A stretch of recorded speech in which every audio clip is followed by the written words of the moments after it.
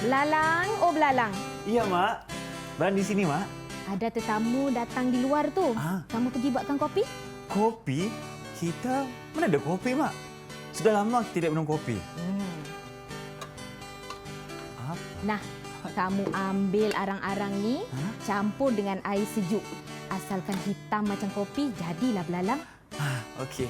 Mak nak pergi kelas dulu. Hari ni ada kelas Bahasa Melayu dengan Cikgu Farah. Kamu buat dulu kopi ni, ya? Baik, Mak.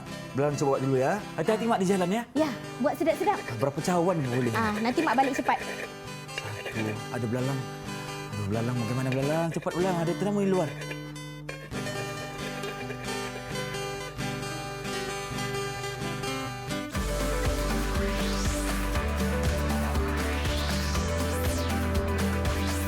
Didik TV KPM.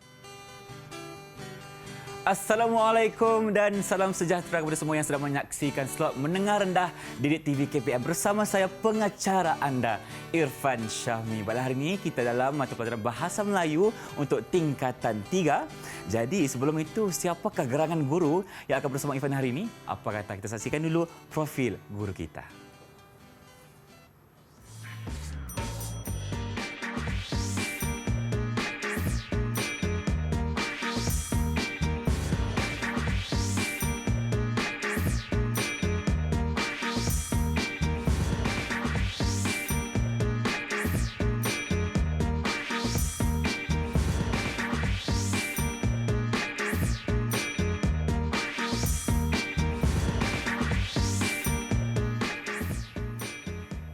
Inilah dia gerangan guru yang Irfan katakan tadi, iaitu Cikgu Nur Faraliza Hamzah dari Sekolah Menengah Kebangsaan Taman Desa Jaya Johor Bahru, Johor.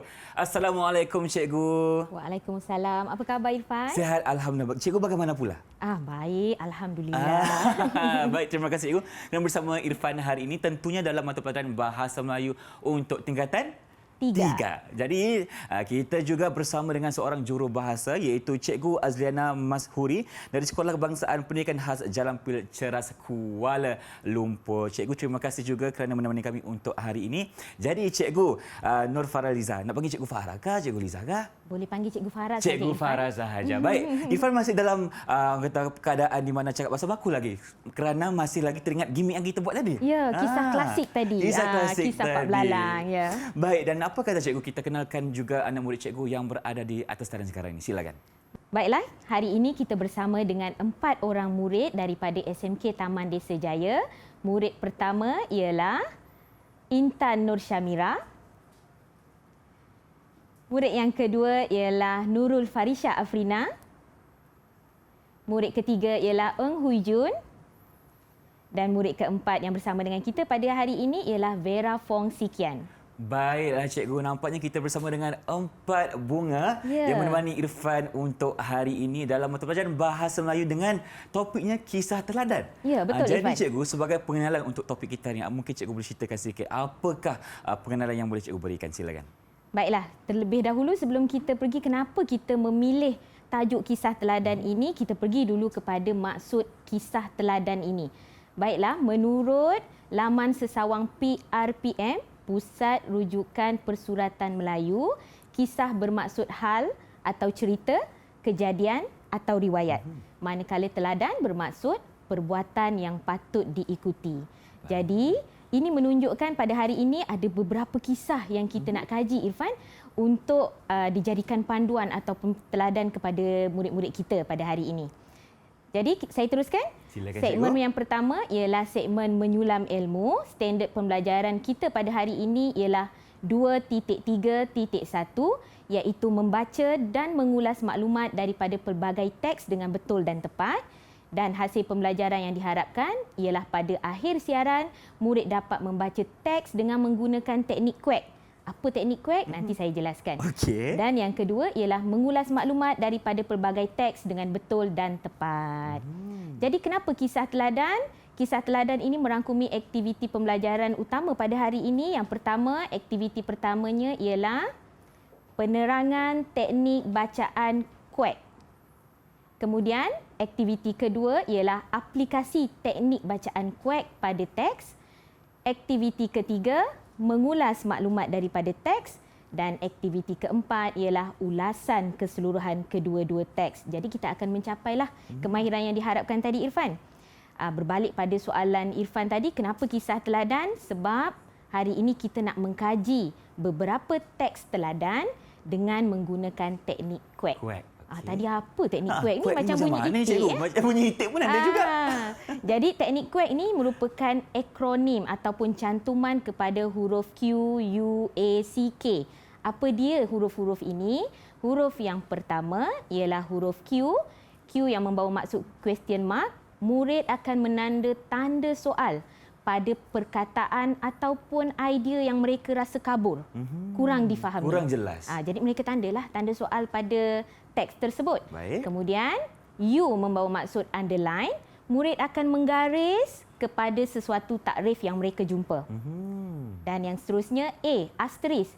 Murid akan menanda asterisk pada maklumat atau idea yang penting dalam teks nanti. Jadi mereka mudah faham, Irfan, kalau gunakan simbol-simbol ini. Dan kemudian C, circle, mereka akan membulatkan fakta atau definisi penting. Baik. Dan akhir sekali keyword, kata kunci, murid akan menanda K pada sebarang kata kunci yang mereka jumpa.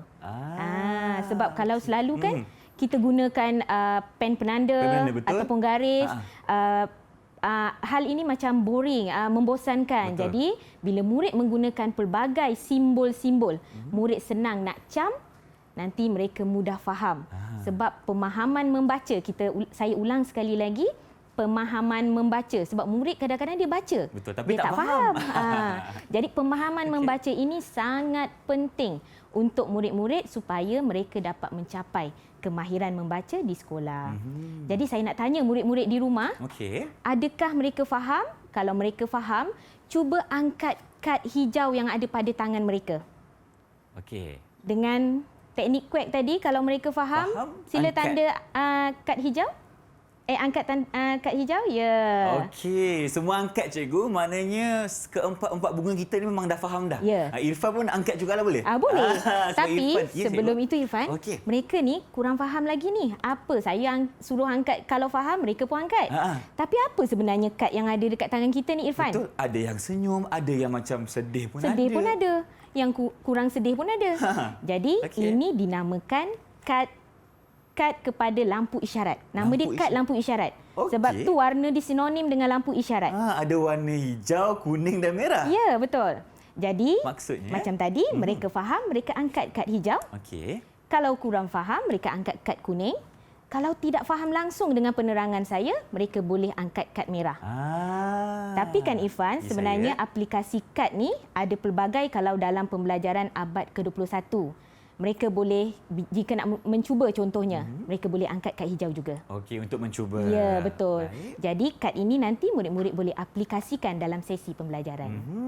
Menarik cikgu konsepnya, di mana kalau faham boleh angkat yang warna hijau ataupun kalau ingin bertanya soalan boleh angkat warna hijau juga. Ya, betul. Kalau kurang faham tadi kita angkat warna kuning, dan kalau tak faham langsung angkatlah warna merah. Betul. Untuk beri isyarat kepada cikgu untuk terangkan kembali dan jelaskan kepada mereka konteks yang cikgu tengah cakapkan. Okey, baik.